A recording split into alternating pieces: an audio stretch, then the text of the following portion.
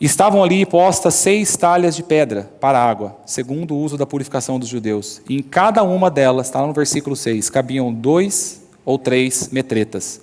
Disse-lhe Jesus: enchei de águas essas talhas. E encheram até o topo. E disse-lhes: tirai agora e levai ao mestre-sala. Algo interessante sobre essas talhas, eu quero entender, que vocês compreendam um pouquinho o contexto judaico aqui. Essas talhas de pedra, elas eram talhas destinadas à purificação cerimonial judaica.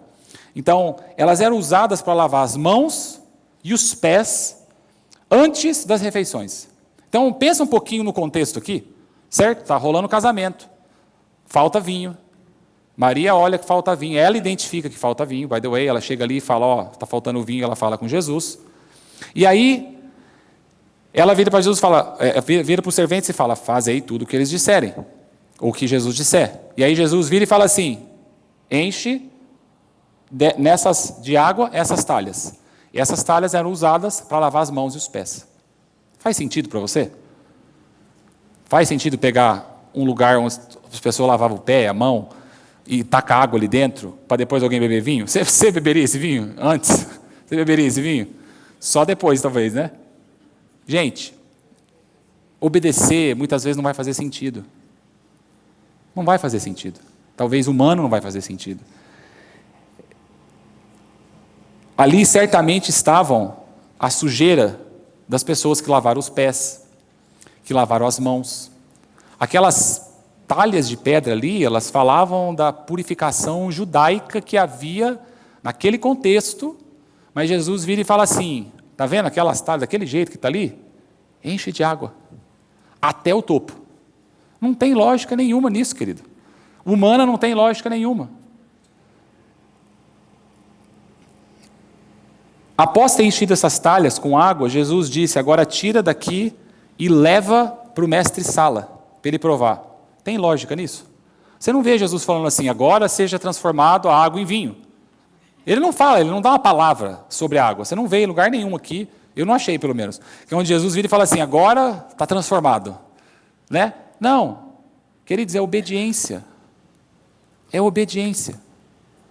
Ele sai e ele dá uma palavra de obediência para aqueles serventes. E a Bíblia fala de forma muito clara que eles sabiam de onde tinha surgido o vinho. Eles sabiam. No momento que eles levam para o mestre-sala, eles sabiam de onde tinha surgido. Eles sabiam que era Jesus que tinha feito tudo isso. Mas, quando eu falo para vocês que o convite de Jesus para nós, para o nosso casamento, para a nossa família, ele ser muito mais do que um convidado de honra, ele governar, é sobre isso. É sobre nós obedecermos quando, dentro do nosso contexto, às vezes não vai fazer sentido. Quantas decisões, queridos, nós temos que tomar na nossa vida, que logicamente, humanamente falando, talvez não faz sentido você fazer. Mas quando você olha para a Bíblia, você fala assim, eu preciso fazer. Sabe aquele perdão, Fabrício, que às vezes a gente fica travado para dar, e a gente precisa liberar, e a gente precisa ser humilde, e a gente precisa se ajoelhar, e a gente precisa reconhecer. O mundo não vai falar para você fazer isso, querido. O mundo não vai falar, não vai ter uma propaganda na TV dizendo, faça, seja, perdoe. Você não vai ver isso em lugar nenhum, a não ser no The Chosen, nesses lugares mais cristãos, nessas programações mais cristãs. Mas de forma geral você não vai encontrar, porque não é o que o mundo quer pregar. O mundo jaz do maligno, nós sabemos, isso é bíblico. Mas a minha pergunta para você e para mim nessa manhã é, quais são as áreas na nossa vida que talvez nós não temos obedecido? E essa falta de obediência tem nos levado a um lugar de sequidão, de falta de provisão. Eu, quando escrevi esse texto aqui, eu senti o Espírito Santo falando para mim em relação a dízimo. Falei, eu vou falar sobre isso, mas eu vou falar. Quantas pessoas que deixam de dizimar porque não têm dinheiro, entre aspas, né? Porque o dinheiro é do Senhor. Eu aprendi isso, queridos. O dinheiro é do Senhor. Nós estamos devolvendo 10% para Ele. Mas quantas vezes casais, famílias, deixam de dizimar, de obedecer ao Senhor, porque estão priorizando outras coisas? Obediência requer ação que muitas vezes, humanamente falando, Não faz sentido. Você vai falar assim, mas vai faltar aqui. Mas aí eu vou te perguntar, como é que você vai dar oportunidade para o Senhor agir na sua vida, se você não der um passo de fé? Como? A Bíblia fala que, quando caía o pão do céu, na época do povo de Israel, quando eles estavam no Egito, Deus deixava muito claro para eles não guardarem. Não era porque eles não era para ter aquele, sabe aquele backup? Você fala assim, vou ter um backup aqui comigo, para caso Deus não mandar no outro dia, né?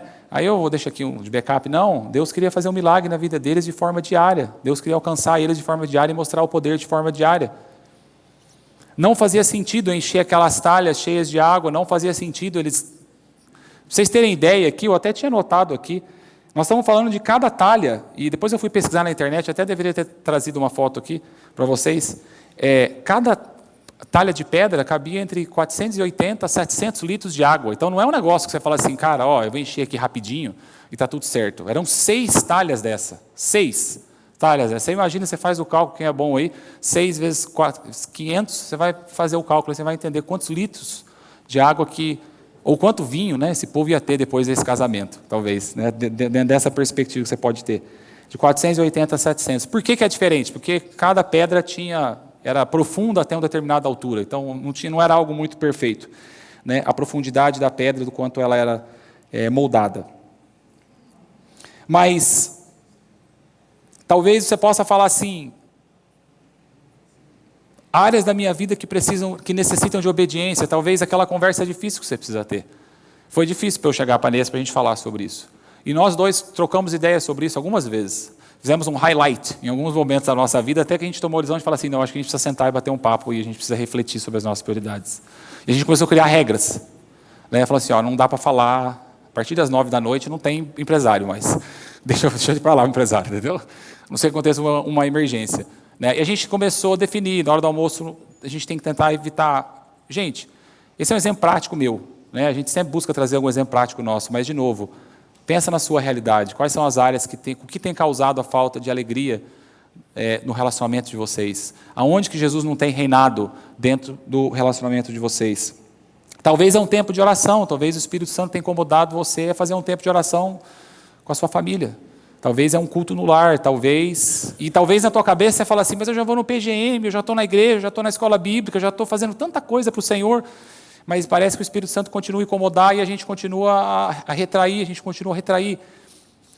Eu quero assim convidar nós, como filhos de Deus, a reconhecermos áreas que precisam ser tratadas pelo Senhor. É isso que Deus colocou no meu coração.